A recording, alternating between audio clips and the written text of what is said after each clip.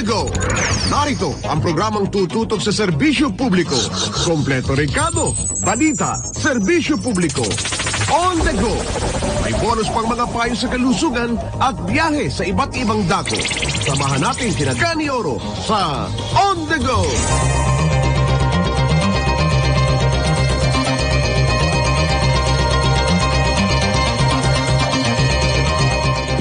Magandang hapon Pilipinas at once again, kumusta na naman po sa mga taga-subaybay ng ating patutunang On the Go sa DWIZ. Siyempre po, eto na naman po ang inyong lingkod, Gani Oro. At siyempre, sa gitna po naman ng pandemic, hindi pwedeng mawala ang mga magagandang bagay na dapat po ninyong mapanood. Bumabati mo muna tayo sa mga nakikinig sa atin sa DWIZ, 882 kHz sa inyong mga radyo. At kasabay po naman itong napapanood din sa ating social media, sa ating Facebook Live. Ako ngayon ay naritong muli sa Barangay Katimon, Gimban, Nueva Ecija. At muli nating pinasyalan itong farm ni Ginoong June Espejo. Si June Espejo po, isang scientist na nakapag-develop ng ibang uri, isang variety ng mangga na tinatawag na Katimon Sweet Giant Mango. Giant pero dwarf ang puno, pero giant ang bunga. Makikita nyo po dito mga kaibigan. Sunod natin ha. Cameraman, sunod ka dito. Itong mangga na itong pagkalalaki, harvest time po kasi ngayon. Ayan. At ito'y pag talagang masagad ang laki, titimbang po ito ng mahigit 2 kilo. Itong mga mangga, tinan nyo naman oh. Eto, katamtaman pa po ang laki ng giant Katimon mango na ito. At makita ho ninyo, sumayad na sa lupa. Hindi na nakayanan ng bigat, sumayad na sa lupa ang isang bungang ito na pahinog na po ito. Ang isang napakalaking, napitas. Ay, lagot ka. Babayaran ko to. Napigtas. Ay, grabe. Grabe. Mahigit 1 kilo to direct? Mahigit 1 kilo. Ayan. Mahigit 1 kilo po ang mangga ito. At tanong natin, ano naman ang lasa nito, mga kaibigan? So, Kuya, ikaw tikman mo. kailangan, narito si Direk Kakabalagtas. Tingnan mo. Direk, may dala ka na rito ang mangga. Hinog na ito, ha? Oo, hinog na yun. Ito yung hinog sa puno. Hinog sa puno. Anong lasa nito, Hindi na Direk? kinuha ko. Napakatamis. Napakasarap. Si Direk Kakabalagtas ang nag-imbita sa atin dito, kaya hindi ko talaga makakalimutan dito. Dito parang walang pandemic. Dito parang wala kaming virus dito. Wala pa naman dito. Tikman natin. Kinain ng mangga. Yes. Wow. Walang kaasmahin. Ang tamis, ha? Sarap. Tingnan mo. Mr. Cameraman. Ayan. Napakatamis, mga kaibigan. Napakatamis ng sweet Katimon giant mango, pero napakaliit ang puno. Yes. Dwarf ang puno. Ikot pa tayo rito. Ito, babalatan pa namin to. Babalatan natin, kakainin natin yan. Mainggit kayo. Ayan. Ikutan mo. Ito po yung medyo talagang manibalang na. Nahihinog na po sa puno sa dami ng... ito walang balot, ha? Yung iba kasi, kailangan balutan mo para hindi tirahin, hindi tusukin ng insekto. Hindi kaya tusukin. Pero ito walang balot. Binabalutan lang para po. Eto, malibalang na oh. Grabe ang pagkahinog nito, mga kaibigan. Kasi mo rin kaya. So, pag pinitas natin yan, Nakita mo ang pitas mo. pahinog na ito. Ayan, binigyan tayo ng pahintulot ng co-owner. Ayan. Kita ba, maliwanag ba?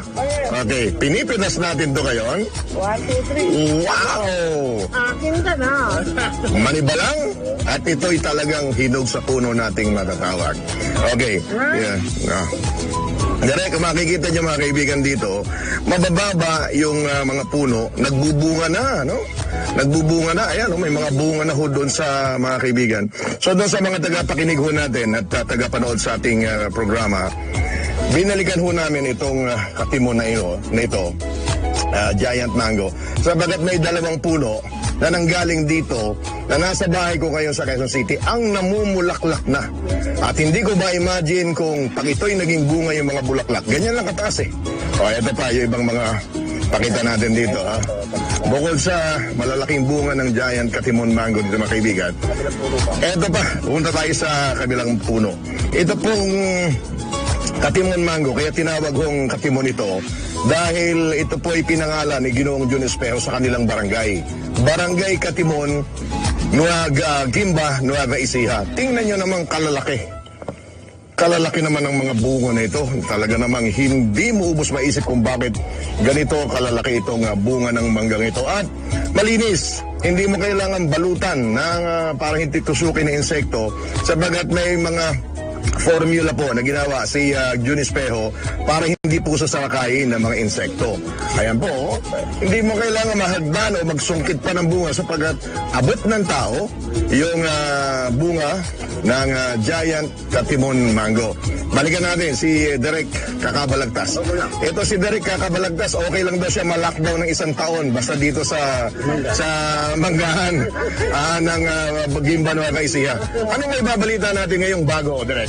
Kuya, itong manggahan ng ating Kuya Jun Espejo, alam mo kasi scientist nga siya, kaya niyang gumawa ng ganito.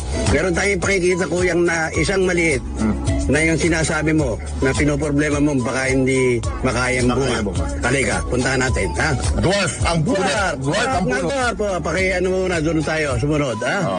Sunod ho kayo, ipakakita ho ni Derek Kakabalagtas yung mga puno na mabababa pero itik sa bungang malalaki. Yun, ayan, kaya kasing laki lang ng puno mo. Magbabalik ho tayo, makalipas lamang ang ilang sandali dito pa rin sa On The Go sa DWIZ. Si Gani Oro sa On The Go sa DWIZ.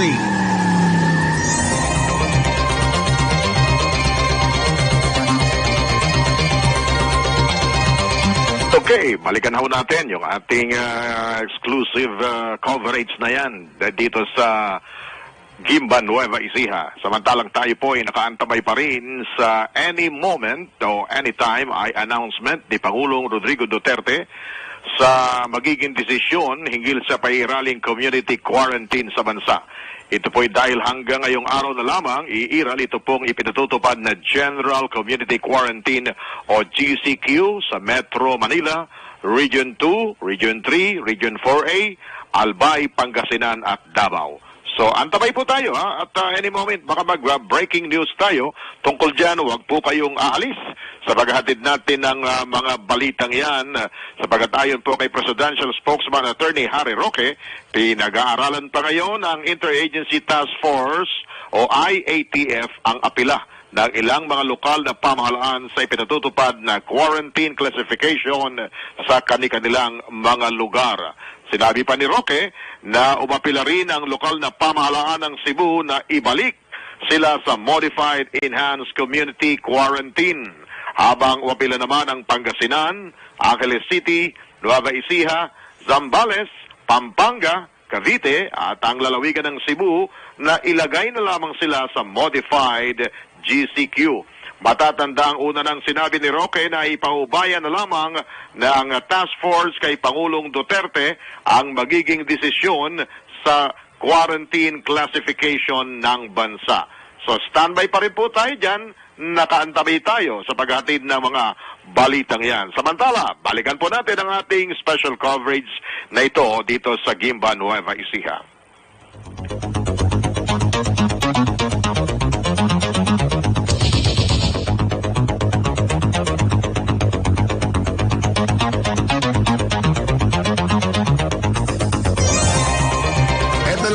Height nito, halos 5 feet lang po ang height ng manggang ito. At ang nakakatuwa, sa height niya o taas o murang gulang ng manggang ito, eto na po yung bunga niya. Ito oh. Ito po ang problema dahil humahalik sa lupa yung bunga. Meron pa hong isang bunga rito na, ayan na, sa lupa. Bawat tuwi niya, bawat tanga. Buti nakakayanan niya yung bigat na yan, ng mangga na yan. Kasi kaya niya talagang buhatin, ano? Ayan. So, ayan lang po ang height niya. Kasing height lamang po ng inyong lingkod, itong napakalaki, napakatamis na bungang ito ng mangga. Ha? Mayroong ano, bunga. yan. Ito po siya namunga sa puno. Namunga na nga sa Yung puno. mga nakatukod sa lupa, insan, no? At sa puno na. Bawat sanga may bungang malalaki. Napakagaling. Galing, ano kuya? Oo. Minsan pa nating napatunayan, Direk. Hindi natin kailangang magmataas. Ito yung tinatawag na puno na very humble. Maliit lang, pero very humble, ano? Pero malalaki yung bunga. Ito kuya, puro tayo dito naka-focus, ano? Sa giant mango katimon. Pumokus naman tayo rin sa sweet mango katimon. Meron pang mas sweet pa. Yung sweet. Bukod sa giant, meron pang sweet. Yan naman itong isang punong ito, ha. Halos 20 feet lang po ang height nito. Tingnan mo naman, ha. Pakaraming mga maliliit, mapalaki pa lang na bunga. Namumutik-tik sa bunga. Ito po yung farm ni Ginoong Jun Espejo dito sa Barangay Katimon, Gimban, Nueva Ecija. Makikita natin dito yung namumutik-tik talaga. Ito, sweet katimon. Para bang kung anong dami ng... Bakit sweet? Tabo lang yan. Ay, hindi siya kalakihan pero... Sa kalakihan, pero napakatamis. Sweet. Ayan, direct. Ito, sweet ka. O yan, okay. Sinadya mo yan eh. Sinadya mong pitasin. Bayad ka na naman. Malaki. Pusa malaglag. Nakuha yata yung technique. Pinalulusutan mo kami, kunwari. Saan mo si kuya? Ito yung talaga tagapag-alaga.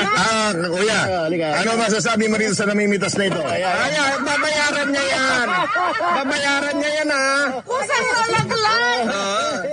Yan kasi kapag ginawa ka niya, sensitive kasi yan. Lalo na sa mga magaganda. Ano ba pwede mo hawakan? Ay, malaki-laki. Ang problema nito, kuya, hindi na kami makakauwi sa laki ng babayaran ng mga yan. Maka-quarantine na kayo rito. Dito na lang kayo. Itong ano na. Kuya, ibig ko sabihin, tapos na yung season talaga ng mangga. Tapos na po ang season ng ating Carabao Mango. Pero ang katimon po, hanggang Setyembre may bunga to. Wow. Opo. Saan mo siya kuya? Tingnan niyo po. Yung ibabaw may bunga, may bulaklak. Ito po, harvestable na. Pero yung ibabaw, may, ayun, namumunga po. Oh, wow. Di May po ba? hinog na rin sa taas. Oo, yun ho yung mga kabats nito. Kaya mapupunan nyo, talagang hindi tayo mauubusan ng bunga all year round. Ayan po yan po yung isang katunayan na amazing itong mangga na to. Pinutol po natin yung sanga, and yet, dito po siya bumunga. So yung pala technique noon para hindi tumaas yung bunga dito na kagad na puputulin. Opo, yun ang pruning na tinatawag. I see. Ito po, kailan yung harvest yung mga bunga na Ito yan? po, ilang araw na lang ito, gugulang na rin ito. Ito yung sweet katimon. Ito po yung sweet katimon. Hindi naman siya yung giant. Hindi po. Hindi po ito yung Pero giant. sobrang tamis Sobrang tamis at sobrang sarap po. at sobrang dami mamunga. At sobrang daing mamunga. Alright. Si Gani Oro sa On The Go sa DWIZ.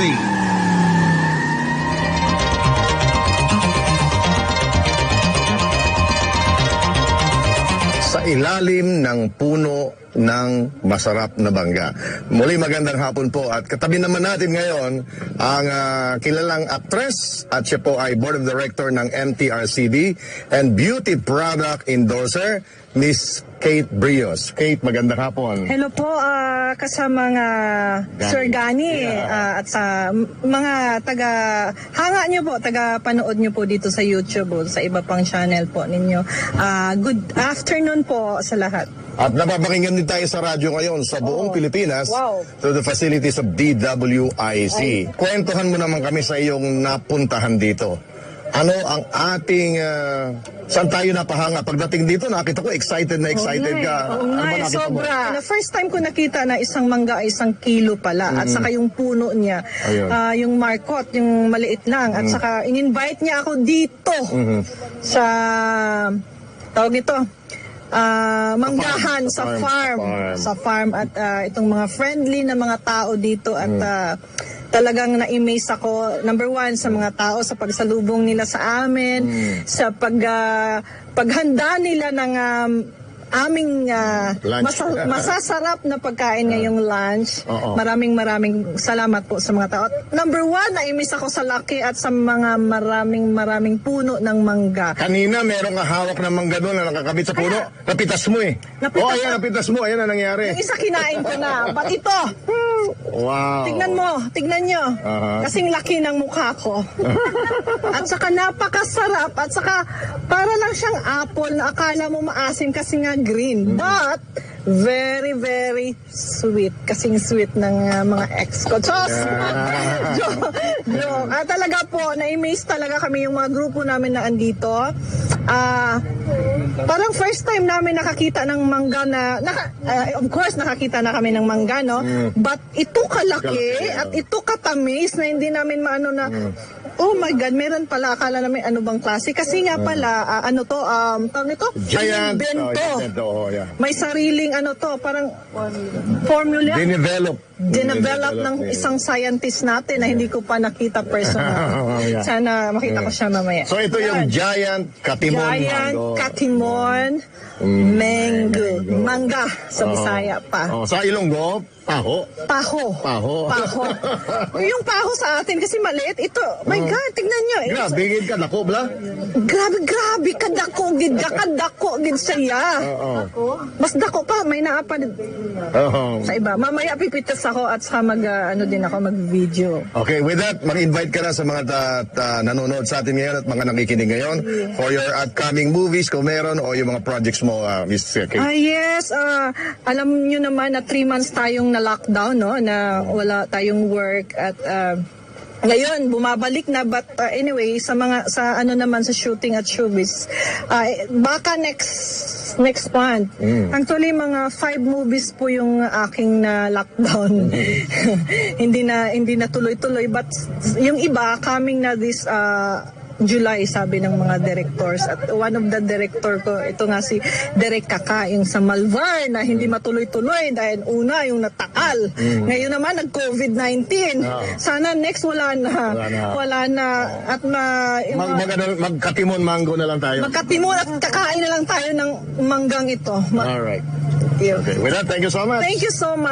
And mayong hapon sa imo, Day. Maayong hapon kag madamo gid nga salamat.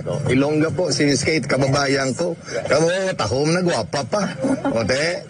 Mga kaibigan, yan po ang ating interview kay Miss Kate Brios. Siya po ay movie actress. Ng mga indie film, may mga nagawa na rin po siya. And at the same time, siya po ay board member ng MTRCB and Beauty Product Endorser. Ito pa rin po si Gani Oro sa ating palatuntunang On The Go dito sa DWIZ. Si Gani Oro sa On The Go sa DWIZ.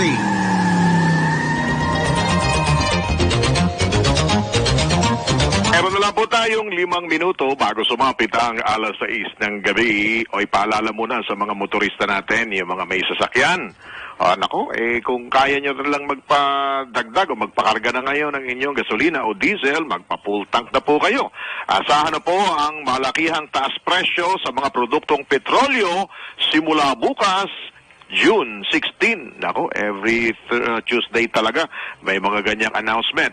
So ito po ay price increase sa gasolina o sa produktong petrolyo. Batay po sa magkahiwalay na abiso ng Shell Petroleum at Sea Oil Philippines, epektibo alas 6 ng umaga bukas ang piso na taas sa presyo sa kada litro ng diesel at 1.25 naman sa kada litro ng gasolina, samantalang 1 peso and 10 centavos naman para sa kerosene.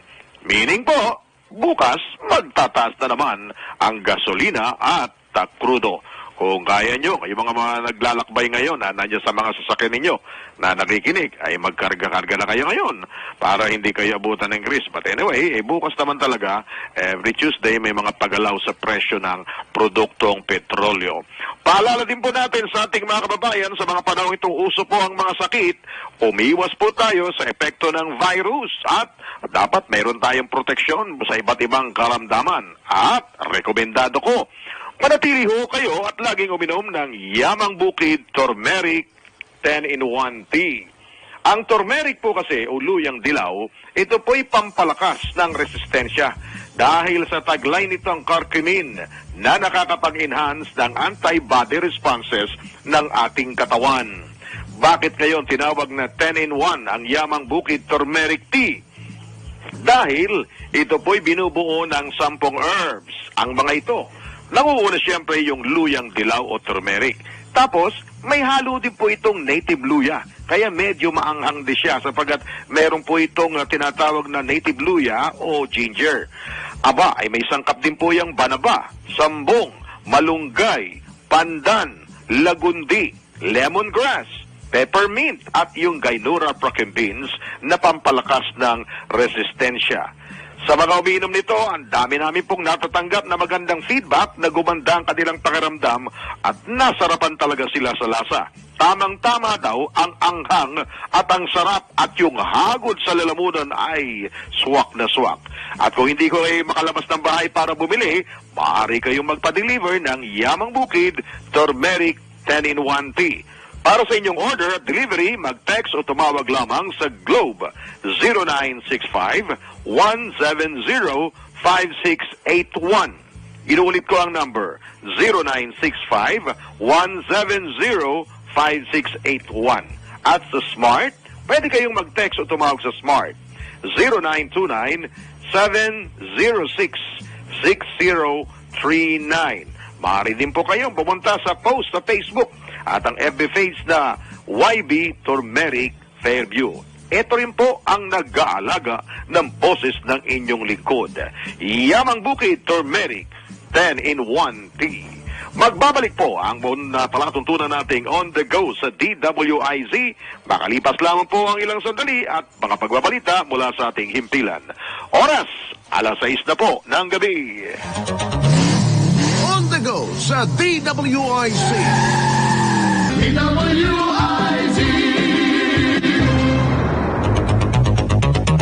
At ngayon, nagbabalik ang On the Go.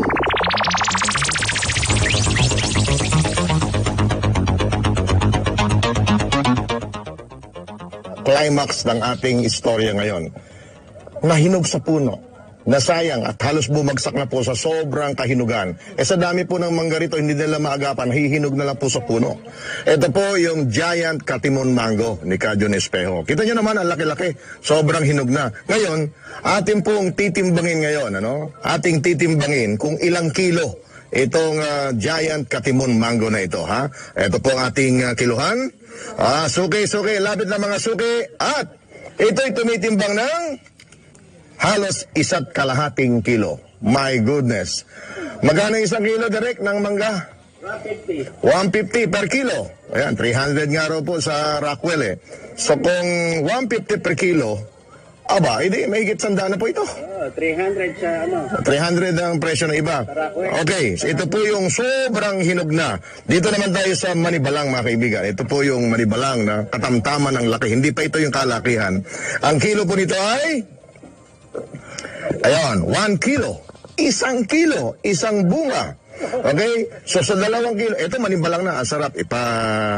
Ipagayat natin mamaya. Ito rin. So ilang kilo na yan? So, 2 kilo. Ayan. 2 piraso, 2 kilo. 1 kilo bawat bunga. Idagdag natin itong medyo maliit. 2.5, almost 3 kilo. At idagdag na po natin itong malaki na ito. Magkano na siya? Umabot na ho na mahigit 4 na kilo. My goodness, hindi na kasya. Wow! Ganyan po ang giant katimon mango. Ganyan kalalaki at ganyan kasipag magbunga. Subukan kaya nating itanim ito sa lugar ninyo. Wala yung pinipiling lugar ito, no? Kahit saan sa Pilipinas. At ang maganda rito daw ay mahaba ang period na siya'y namumunga, no? Kung ang ibang mangga ay panahon lang ng March, April, May, panahon ngayon, June, medyo hindi na masyado nagbubunga yung ibang mangga. Siya, tuloy-tuloy pa rin. Tingnan mo, nakita nyo kanina, maraming buko, maraming bulaklak, at maraming mga naglalakihan pong puno. At ito nga po, all year round, namimita sila ng mangga. Pagayat nga natin to, matikman natin kung talagang ito'y masarap. Ate, halika rito. Hindi masamang umextra, lalo kung magiging bida ka. Ayan. Ate, anong pangalan mo? Ako po. Ilang pelikula na nagawa mo? Ay, madami na po. Mga 101 po. Yung madami, okay. Pakita natin. Marunong sumagot. Palagay ko naturuan ni Derek Kakabalagtas to. 101 na pelikula na po. Aral ka kay Derek. Ayan. Tingnan natin. Lapit ka rito, Miss Cameraman. Ayan. Ito, Manibalang. Naku, ang malutong talaga ito, mga kaibigan. Bagoong natin, te. Bagoong ang kapartner ho niyan. Ayan. Sa pagbabalat ho ng mangga, may technique din dyan. Di ba? Ilang libong mangga na ba ang nabalatan mo? Mga 1.5 million na po siguro, sir. Sa dami ng bunga kasi dito, no? Opo. At ano ang nasabi ng mga taong nakatikim na dumayo pa rito para matikman yung mangga na yan? Ay 101% po. Napakasarap po. Napakalutong pa po. Oo, tingnan mo. Magaling. Hindi kaya si Charon yung sinasabing malutong, mangga ba yun? Ay, hindi po, sir. Try niyo po ngayon na po, sir, kung gusto niyo po. Ayan, okay. Okay, itry natin. Oh, taga mo naman, oh. Gayatan mo nga ako ng isang piraso at matikman natin. Ayun, malutong na manibalang ang mangga. Lapit natin ang camera. Direct, anong angulo ang gagawin natin dito? Close-up ba? Side shot? O extreme close-up? Extreme close-up. Direct mo, direct. Direct. Kagat. Wow! Sarap. Ayan, kuya. Ano nasa kuya? Tululaway ko. Nasa Pilipinas na ba ako? Papahingi naman din kung tululaway ko. Di ba na hong ma-lockdown kami sa loob ng isang taon dito? Sa Barangay Katimon, papayag na akong dito kami ma-quarantine basta't meron akong Katimon. Magro. Wow, sarap. Parang kumakain ng Indian. Tayo nagbabalat ko. Pahingi. Wala pang sausawan yan, mga kaibigan. Ikaw nga. Walang Ikaw nga. kaasim-asim, pero lasang-lasang mangga talaga. Oh, si Insan Benji, Oro. Baka makakain ko yung mas. Wow, sarap. Yes, sabi siya. Sarap. Sarap. Napakasarap. Napakasarap. With that, mga kaibigan, magbabalik po kami. Makalipas ang ilang bunga ng mangga. Yes. Ayun. Grabe. Grabe, oh. Grabe, oh. Hey, bakit? Si Gani Oro sa On The Go sa DWIZ. Pituloy po tayo sa paghahatid ng ating balitaan sa DWIZ at ito pa rin po si Gani Oro. Ngayon po ay araw ng Lunes, ika-15 sa buwan ng Hunyo. At dahilan sa ang ating pong palatuntunan na every Monday, Wednesday and Friday lamang. At kapag araw po ng Lunes, tayo po ay hanggang 6:30 lamang ngayong gabi. At papasok na kasi ang every Monday program na Connect, Usapang Magkukuyang. Alright, tuloy-tuloy ang paghatid natin ng mga balita. Salamat kay Sir Errol Consulta Dakami. Pinanonood namin lagi ang On The Go paring Gani. His program provides updated infos and factual news. Galing idol ko, kaya ganyan din ang ginagawa ko, Kabaong Asero, sa Leader News. Ayan. Cross-plugging yung ginagawa mo. Thank you. Si Sir William Chua, nanonood na po sa atin. Beth Samson, si Insan Lani Ventura, at si Kuya Edgar, si Engineer Edgar.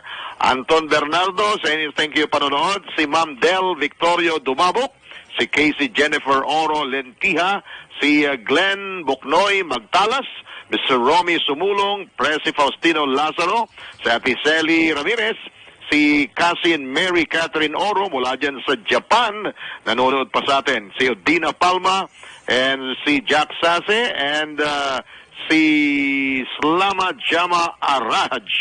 Ayan, tuloy-tuloy.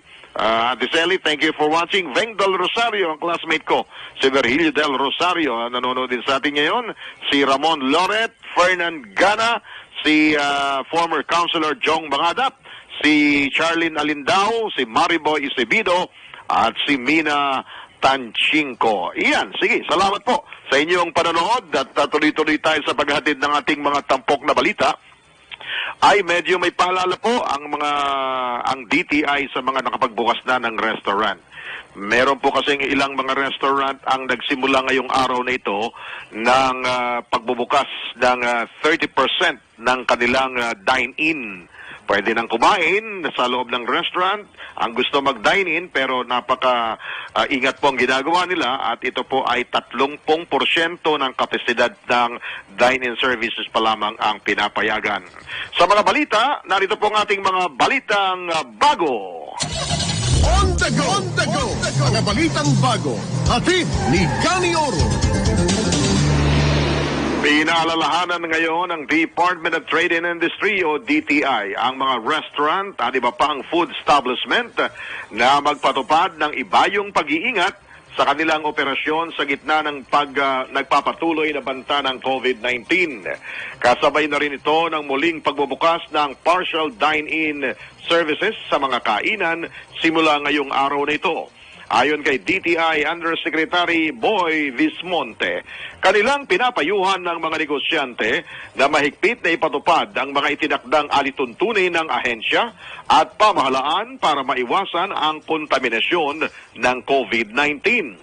Sinabi pa ni Yusek Vismonte na magsasagawa ng random inspection sa mga food establishment ang DTI, maging ang Department of Tourism, Labor and Employment at Interior and Local Government, katuwang ang mga local health officers. Una nang inaprobahan ng IATF ang pagbabalik ng 30% na kapasidad ng dine-in services ng mga restaurants at food establishments sa mga lugar na nasa ilalim ng General Community Quarantine simula ngayong araw na ito. Yung pong mga may-ari ng restaurant, importante rin po kayong makinig ng susunod na announcement sapagkat any moment ay inaasahan pong i-anunsyo ni Pangulong Duterte ang desisyon hinggil sa pairaling community quarantine sa bansa. Ito po'y dahil hanggang ngayong araw na lamang po, iiral itong ipinatutupad na General Community Quarantine, which is kasama po dyan sa GCQ ngayon. Ito pong Metro Manila, ang Region 2, Region 3, Region 4A, ang Albay, ang Pangasinan at ang Davao City. So, bukas, hihintayin po natin kung ano ang magiging desisyon o announcement ng palasyo kung tayo po ay mananatili sa GCQ o tayo ay pupunta na sa medyo maluwag na konti ng MCQ o ang sabi naman baka mag-ECQ tayong muli. Nako, matindi ho yan. Kumbaga, depende na ho yan sa titingnan natin. Ayon po kanina lamang sa pahayag ni Presidential Spokesman Harry Roque, pinag-aaralan pa ngayon ng Interagency Task Force agency ang apila ng ilang lokal na pamahalaan na ipatupad na yung quarantine classification sa kanilang lugar. Yan. May mga nagsabi pong ibalik na sa Modified Enhanced Community Quarantine o MSCQ. Ito po yung apila naman ng pamahalaan ng lokal na pamahalaan ng Cebu City. Yung apila ho naman ng Pangasinan, Angeles City, Nueva Ecija, Zambales, Pampanga, Cavite at ang probinsya ng Cebu ay ilagay na lang daw sila sa MGCQ o Modified Community Quarantine. Medyo maluwag-luwag po ng konti yun, ano? Sa kasalukuyan po, bagamat nasa GCQ ang Metro Manila o National Capital Region, eh pinayagan po naman na magkaroon na ng 30% na dine-in customer ang mga restaurants at yung ilang pong mga barbershops, mga barbershop and beauty parlor ay pinayagan na rin po, dangan nga lang po, gupit o haircut lang po ang pinapayagan sa kasalukuyan. Sa mga kabubukas pa lang po ng kanilang radyo, tuloy-tuloy po naman ang paghahatid natin ng mga balita. Bigyan daan muna natin ng mga report mula sa probinsya. Ronda Probinsya. Health conditions ng mga umuwing OFWs at locally stranded individuals pinamomonitor sa barangay offices. May report dyan ang ating provincial correspondent mula sa Central Luzon, Johnny Gole. Johnny, come in. Yes, Gani, inaatasan nga ngayon itong local interagency task force on emerging of infectious diseases, itong mga barangay officials dito sa Pampanga na isailalim sa monitoring itong health conditions ng mga umuwing OFWs at locally stranded individual sa kanilang mga lugar na nasasakupan. Ito ay kasunod do sa mga ulat na mayroong mga OFWs at itong mga locally stranded ng mga kababayan natin na nakitaan ng sintoma o kaya nagpositibo sa COVID-19 na ilang araw matapos silang makauwi na sa kanilang mga bayan at makapiling yung kanilang pamilya. Bagamat bago sila payagang makauwi sa kanilang mga lugar, lalo na itong mga OFWs ay sumasa ilalim muna sila sa quarantine at swab test Kapag nagnegatibo, saka pa lamang sila papayagang makauwi sa kanilang mga probinsya. Samantala sa mga locally stranded naman na kinakailangan na meron silang health certification mula sa barangay na kanilang pinanggalingan na patunay na hindi sila nagkasintuma o kaya na ospital dahil sa COVID-19. Ito ay kinakailangan munang aprobahan ng municipal o city health officer at local police. Saka pa lamang sila mabigyan ng travel authority upang makauwi na sa kanilang mga probinsya at makapiling yung kanilang mga pamilya. Dahil sa mga insidenteng ito ay nag-aatubili ngayon itong mga local government units na tanggapin itong mga umuuwing OFWs at mga naipit sa lockdown sa kanilang probinsya. Bagamat isinasaad sa ilalim ng GCQ status, pinapayagan na makauwi sa kanilang mga lugar itong mga OFWs at locally stranded individuals basta't malinis sila sa virus, kadumaan sila sa mga health protocols na ipinatutupad ng IATF. Sa kabilang banda naman, sinabi nitong si Secretary Eduardo Anyo na merong kapangyarihan ang isang local chief executive na huwag magpapasok sa kanilang mga lugar ng mga umuuwing OFWs at mga naipit sa lockdown sa kanilang mga kababayan na kung sa tingin nila ay merong panganib na sa kalalagayan ng kanilang lugar na nasasakupan na. Mula dito sa Gitnang Luzon, ito si Johnny Goles, Central Luzon Patrol, nagulat sa Impila May Todo Lakas, DWIC. Maraming salamat, Johnny Gole, ang ating correspondent mula sa Pampanga o sa bahagi po naman ng Central Luzon. Ay, nagpapasalamat nga pala tayo sa mga kababayan natin na umalalay po sa atin sa pagpunta natin dito mula noong Sabado ng hapon sa Barangay Katimon, Gimban, Nueva Ecija. And of course, maraming salamat sa mainit na pagsalubong sa atin ni scientist, si Kajun Espejo, si Ginoong Rogelio Espino o Espejo Jr. Naku, ang daming natuwa. Pinasasalamatan ko ang aking mga pinsan na sina Lani Ventura at kay Engineer Edgar Ventura, kay Benji Oro Deles, at mga iba pa nating kababayan na nandun, at kay Kate Brios, and of course kay Derek Jose Kakabalagtas. Meron kaming ginagawang pelikula Antabayan nyo, sana matuloy na nga itong movie na ginagawa natin para na mapanood naman po ko sa big screen, no? Hindi lang pang radyo, pang pelikula rin po ang inyong lingkod. Ito pa ang isa, magbabalita rin ang kahawig ni Christopher De Leon. Nakikiramay nga po pala tayo sa pagpanaw ng butihing ina ng aktor na si Christopher De Leon, no? At si Mrs. Dizon po ay pumanaw sa ating nabalitaan. So nakikiramay din po ang programang ito sa pagyao ng butihing ina ng aktor na si Christopher De Leon. Narito naman ang report ng gwapong-gwapo, bigoting-bugete pa lamang ay wala na kayo. Report ng ating Metro Patrol mula sa Malabon at Nabotas. Metro Patrol Report.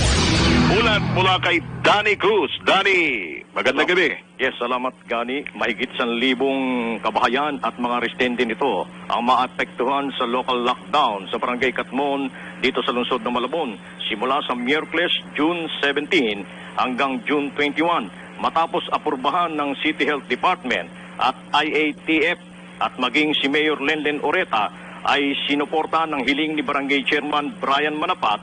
Ayon kay Kapitan Manapat, malaki na daw ang problema niya sa patuloy na bentahan ng illegal na droga at operasyon ng mga computer shop na kanyang pinahuli at sinampa ng kaso. Ito yung mga pasaway na kanyang inirereklamo sa panahon ng COVID. Sa dami na po kasi ng COVID cases doon sa aming lugar, nakakabahala na po kasi ang mga tao talagang labasan pa rin ang labasan hanggang ngayon. Hindi lang naman yung mga confirmed cases, pati mga active cases po doon sa lugar na sinabi namin, Sitio 6, Bandang Bagong Silang, Dam Site, yun po yung mga samahan doon na lalong dumarami, mga suspect at probable na pwedeng mahawaan, makahawa. Ano po sir ang ginagawa nila kung bakit anong klaseng pasaway po yung mga tao? Hindi lang naman siguro sa lugar namin, sa lahat ng mga lugar nakikita natin, halos lahat gusto na lumabas, gusto na makapagtrabaho, pero sa ngayon talagang hindi po pwede kasi talagang active pa rin ang virus sa ating lugar. Pinayagan po ba kayo ni Mayor? Actually, napaka napakaraming pinagdaanan po, hindi lang naman po yung Mayor's Office. Siyempre, nakasuporta naman sa atin si Mayor Lenlen Oreta, pati yung IATF, yung sa City Health, pati yung disaster, lahat naman po, pati yung Hospital ng Malabon, nakahanda naman po silang tumulong para sa lockdown. Ano po panawagan niyo doon sa mga residente na malalockdown? Gano'ng karami po yan, Kapitan? More or less, nasa 1,100 na kabahayan sila. Hindi po biro ito. Sana sumuporta kayo, tumulong kayo sa barangay, kung ano man yung sasabihin sa inyo. Simple lang naman, huwag kayong lumabas, tutulungan namin kayo, hindi lang naman sa kapayapaan, sa kaligtasan nyo rin, tsaka dun sa pagkain, huwag kayong mag-alala. Kung magutom man kayo, konti lang siguro. Malinaw na magbibigay ng suporta si Kapitan Brian Manapat ng lahat ng pangangailangan ng mga residente sa panahong sila'y naka-lockdown. Samantalang sinabi naman ni Mayor Oreta sa Metro Patrol na kung patuloy na tataas ang bilang ng COVID-19 sa Malabon, maaring madagdagan pa ang barangay na malagay sa lockdown. Mula sa lungsod ng Malabon City, Metro Patrol Danny Cruz nag-uulat sa impilang may todong lakas, DWIC. Metro Patrol Alright, tuloy-tuloy pa rin ang paghahatid natin ng mga balitang on the go, mga balitang bago sa impilang ito ng DWIZ. Tuloy po ang paghahatid natin ng mga balita. Ang daming mga nangyari ngayong araw na ito ng Lunes habang inihintay ho natin ang formal na announcement mula sa Palasyo ng Malacanang. And wala pa. Anyway, breaking news yan maya-maya o any moment from now. Ang isa pa ho sa malaking balita ngayon ay itong iginawad na hatol ng korte laban dito kay Rappler editor Maria Ressa. Nabigo daw ang hustisya at demokrasya. Ganito inilarawan ng online news site na Rappler ang hatol na guilty sa kanilang CEO at executive director na si Maria Ressa at dating researcher na si Ray Santos dahil sa kasong cyber libel. Sa ipinalabas na pahayag ng Rappler, kanilang sinabi na magtatakda ng mapanganib na president o pamantayan hindi lamang sa mga mamamahayag, kundi maging sa lahat ng mga nag-o-online ang hatol sa kaso. Anila, ipinahihiwatig ng kaganapan ngayong araw ang kabawasan sa kalayaan at karagdagang banta sa democratic rights na ginagarantihan dapat ng konstitusyon, lalo na sa konteksto ng nabibintong anti-terrorism law. Sa kabilang panig, kinundina ng ilang mga mambabatas ang naging hatol ng hukuman kay Rappler CEO Maria Ressa at dati nitong researcher na si Rinaldo Santos Jr. sa kanilang kinakaharap na cyber libel case. Sa pahayag na inilabas ng Bayan Muna Party List Representative Carlos Zarate, sinabi nito na labis na nakababahala ang naging hatol ng korte kina Ressa at Santos, lalo na aniya sa konteksto ng pag-atake sa mga simpleng karapatang pantao ng mamamayan. Sinabi pa ni Zarate, ang desisyong ito ay isa na namang pag-atake sa malayang pamamahayag at banta ito sa lahat ng mga manunulat sa bansa.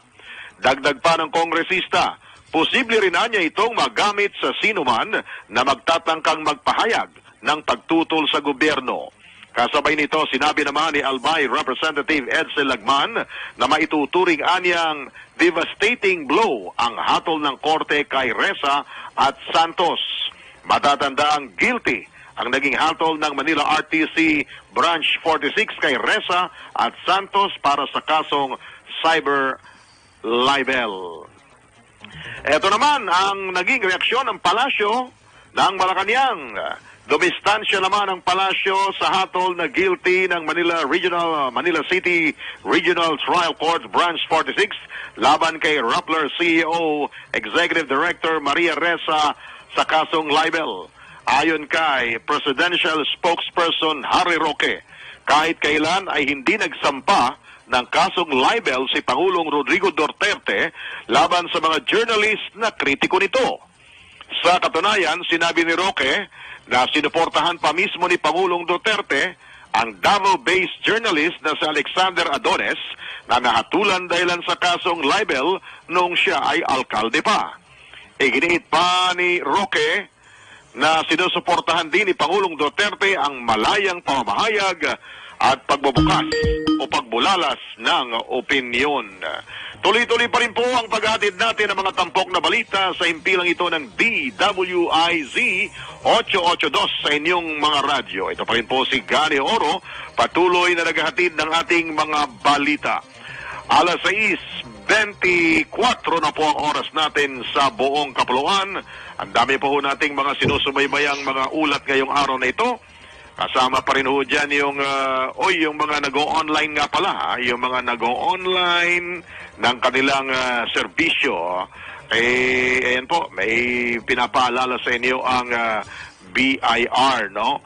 At tungkol naman sa inaantabayan ng marami, maluluwag ba tayo? Magsisikip ba ang ating kapulisan tungkol dito sa hinihintay na desisyon ng Pangulo tungkol sa kung tayo ba ay mananatili sa GCQ? Tayo ba ay magiging MCQ na? O babalik? O mas higpitan pa? Dahil marami pa rin ang mga pasaway, magiging babalik tayo sa ECQ. Well, habang inihintay po natin yan, nakahanda naman daw ang Joint Task Force COVID-19 Shield.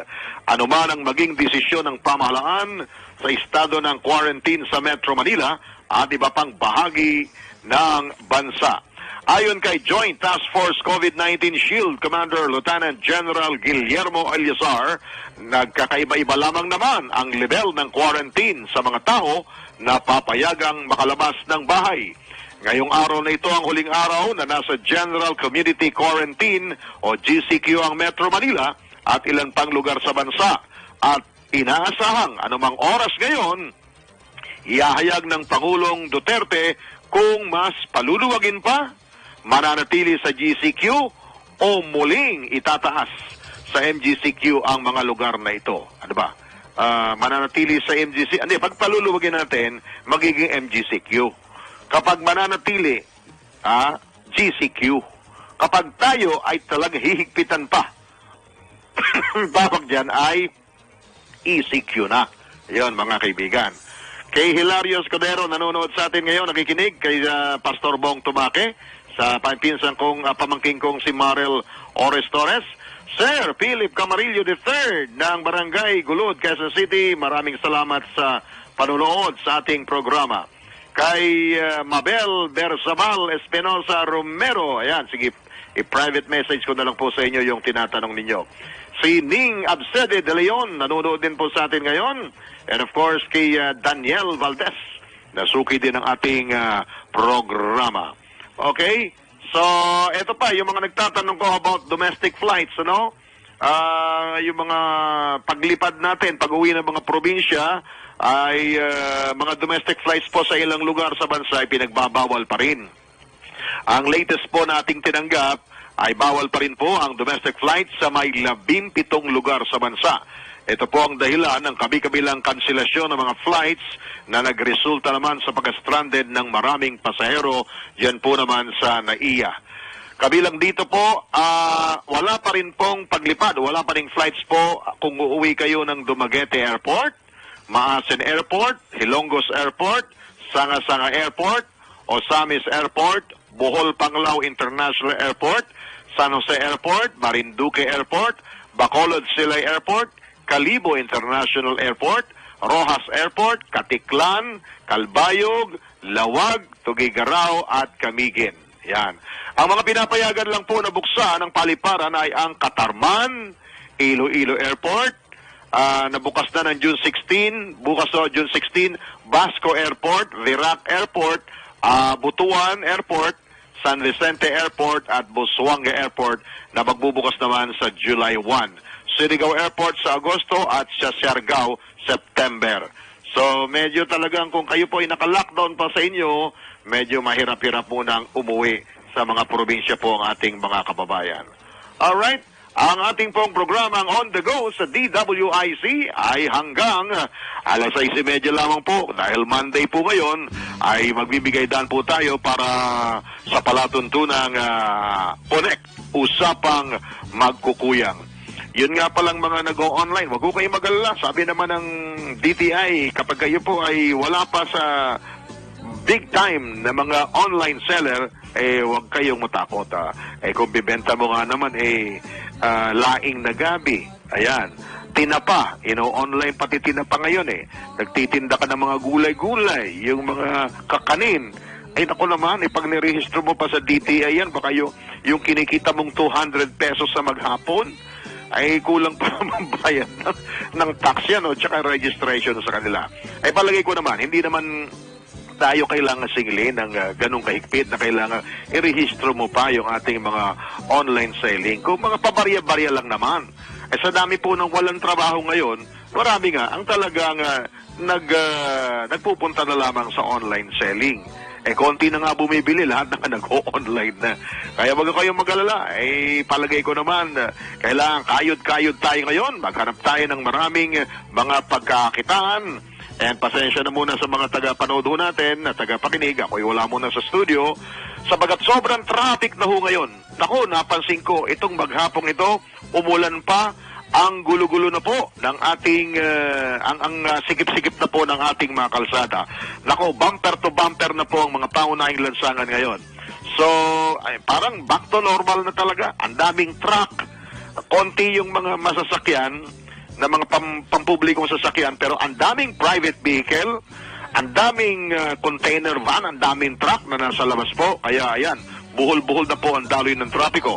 Tapos nadagdagan pa yung ulan. Si Marvin Sullivan, nagdadakil miting dagitang mangga. Wow, napo! 1.5 kilo, may isang piraso. Won, Marvin. Ilocano po yun. Marlin Saromins Garcia.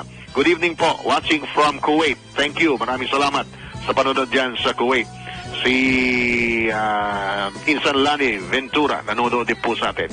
With that, tayo po'y pansamantala pong magpapaalam sa Impapawid. Happy birthday kay Judith Estrada Larino, ang ating news writer. Happy birthday, Judith. Naku, hindi ako makakatikim ng pansit mo dyan. Wala ako sa studio ngayon. At nabayanan po sa loob lamang ng ilang sandali ang usapang magkukuyang mula sa CWC ng ating mga kasama po naman. Sa ngala po ng ating Technical Director, Engineer Jeric Barreto at Engineer Ramon Ibanez. Mga writers natin sina Krista De Dios, J. Mark Dagala at Hasley Jose. Ang ating Communication Assistant si Isha Mariano. At ang nakasiwa naman sa ating Social Media Department o SOCMED, si Jude Alabado. Ito po naman ang inyong lingkod. Babalik po tayo sa Wednesday at sa Friday sa palatuntunang On The Go sa DWIZ.